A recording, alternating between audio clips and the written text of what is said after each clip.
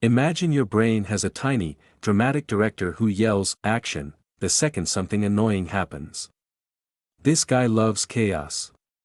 Your first hack is to become the producer who yells, "Cut," instead.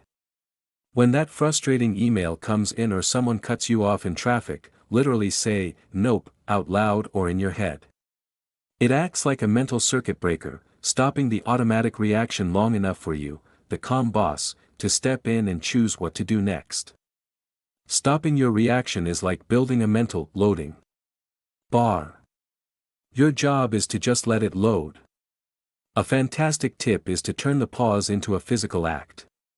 Before you respond, force yourself to take one deep breath, make it a big, obvious, Darth Vader-style breath.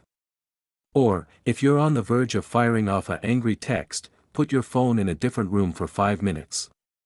The physical act of walking away gives your rational brain time to boot up and override the emotional glitch.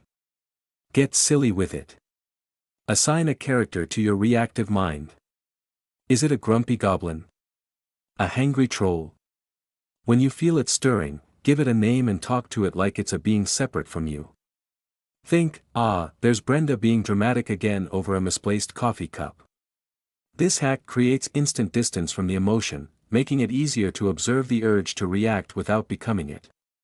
You're not an angry person, you're just hosting a very temperamental inner roommate for a while. Remember, this isn't about becoming a robot. It's about gifting yourself the freedom of a choice. Every time you successfully pause, you've done a set of reps for your brain's calmness muscle.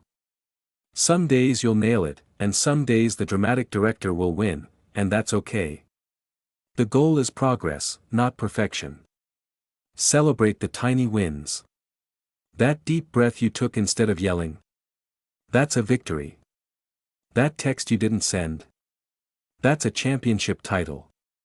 You are training to be the hero of your own story, not the extra who just reacts to everything. Don't forget to subscribe and hit the bell icon.